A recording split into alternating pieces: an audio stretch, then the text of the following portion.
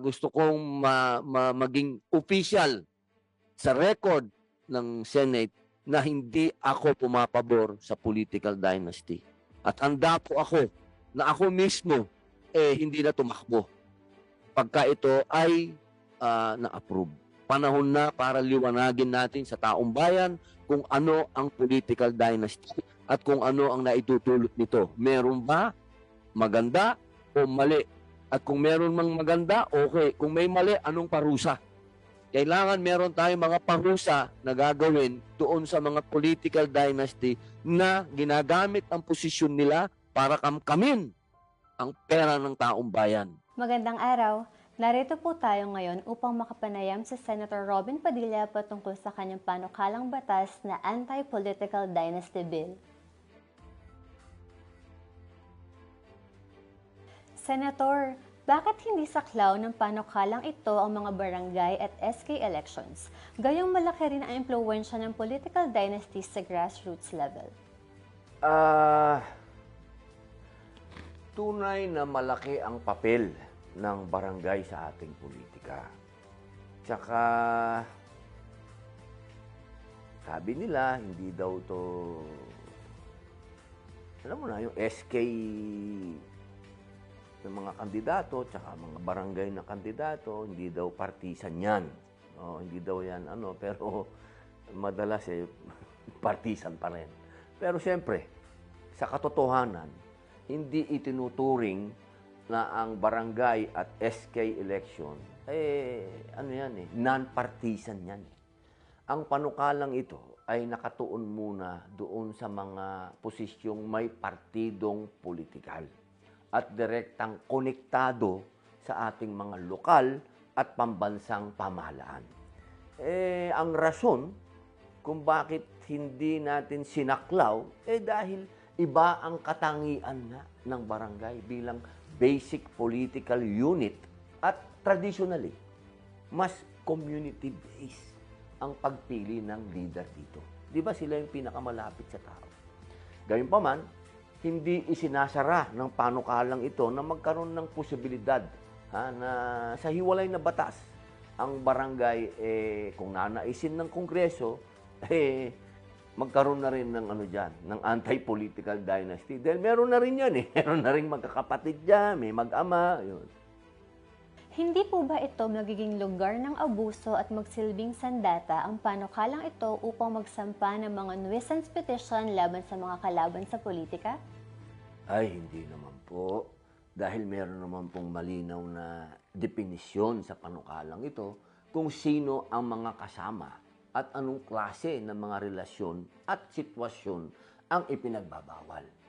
Ang simpleng akusasyon, matindi po yan ipinagbabawal dahil lang COMELEC, Commission on Elections, ay merong summary proceedings na merong due notice at hearing.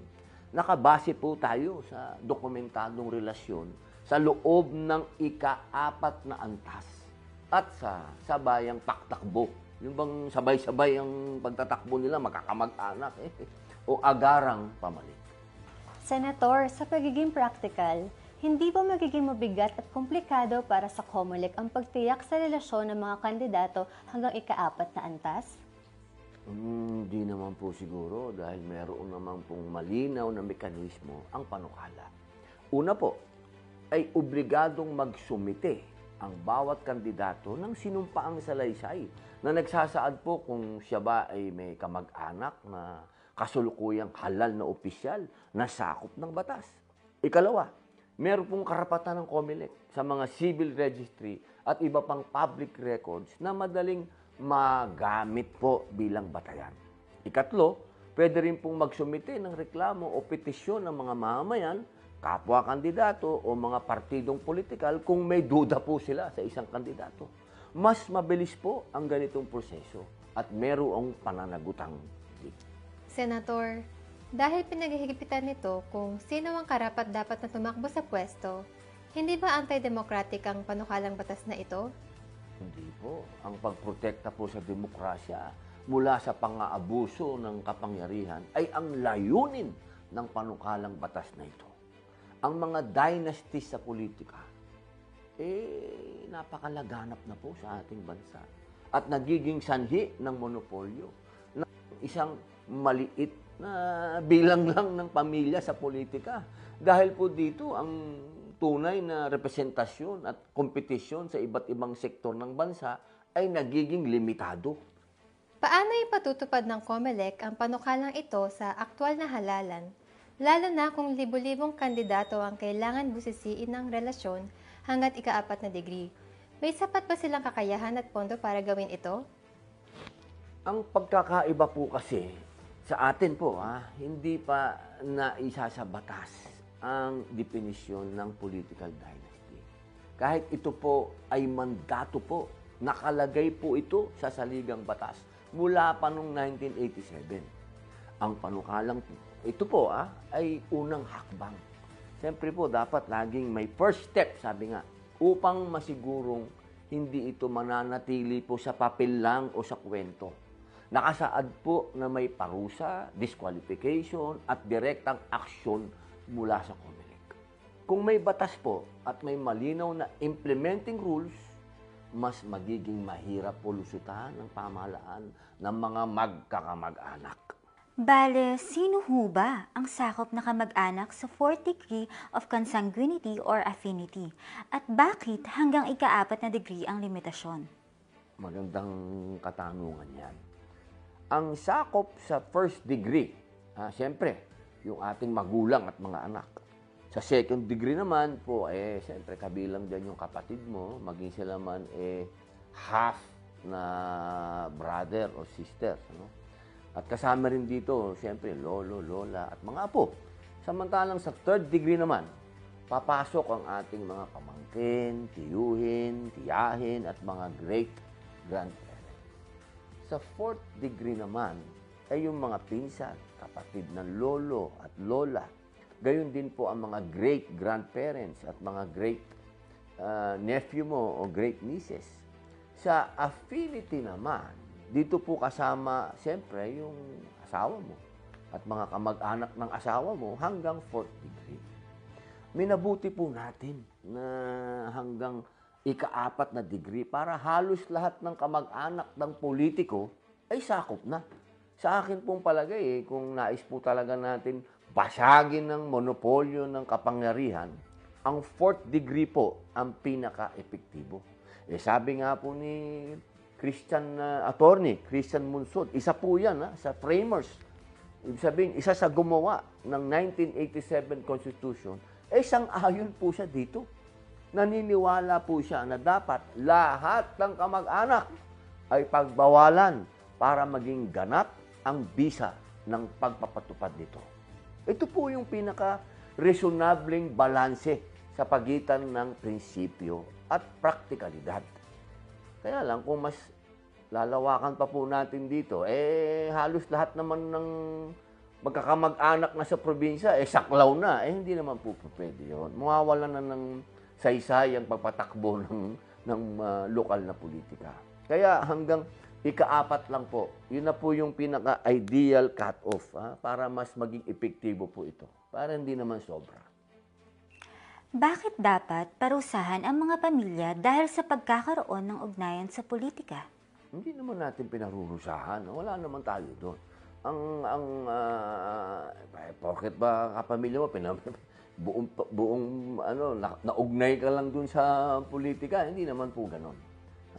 Ang ating pong layunin ay hindi pagpaparusa, ngunit pagbibigay sa bawat Pilipino ng pantay na pagkakataon. Kapag ang isang pamilya po ay paulit-ulit na nakaupo sa posisyon, nakikita naman po natin yan ngayon. Ang pagkakataon para sa mga individual na may kakayahang magsilbi sa bayan, nababawasan na, nawawala na nga po. Sa halip na suportahan ng pamilya, ang panukalang ito ay tumutukoy sa sistemang nagpapanatili ng monopolyo ng kapangyarihan. Sa pamamagitan po ng pagpapatupad ng mga regulasyon, binabasag natin ang siklo ng yaman at impluwensya sa iisang angkan at binibigyan boses po natin ang karaniwang mamamayan. Ikaw po ba, Senator? Pabor po ba kayo sa anti-political dynasty? Hindi kasi yan tanong kung pabor ako o hindi ako pabor. Kasi dapat dyan, ano yan may magkakaibang sitwasyon Kasi merong mga pamilya na nakakatulong naman. Kung matino yung dynasty nila, nakakatulong.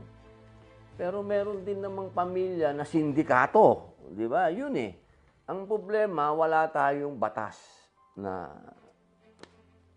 wala talaga Sa ngayon kasi, ano nga lang yan parang papel lang talaga yan na hindi na hinarap.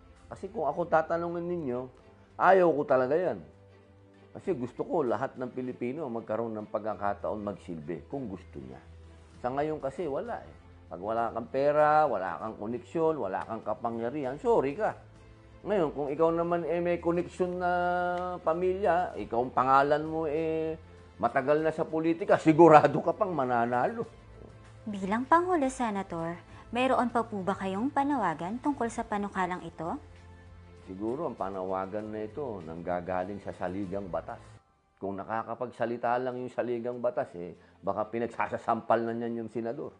Kasi ang tagal na ho niyan, isipin nyo, mahigit na parang 37 years na ba? Parang gano'n, kung tama ang aking mathematics. Kailangan na po yan makagawa tayo. Kasi sa ligang batas, yan yung pinaka-main. Tapos gagawa ka ng normal na batas. Kami yun. Senado at yung House of Representatives. Hanggang ngayon po, wala pang nagagawang batas dyan. Wala tayong rules.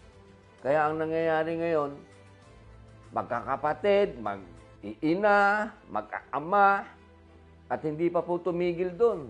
Nag-aaway-away pa yung magkapatid, mag-ina, mag-ama. Ganun na po Naging ano na siya parang circus.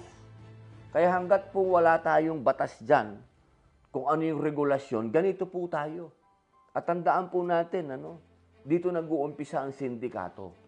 Kapag hindi matino yung pamilya na yan, isipin nyo hanggang nasyonal yan, hanggang lokal. Pinaglalaruan yan ng budget natin. Sila lang yung nasusunod. Hindi po pwede.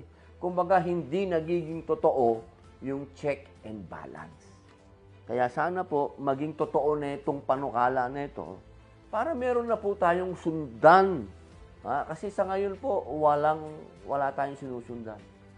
Kumbaga, free for all. Hindi po ganun. Hindi demokrasya yan. Ang demokrasya po, dapat binibigyan ng pagkakataon ang lahat ng Pilipino na nais maglingkod sa bayan. Maraming salamat.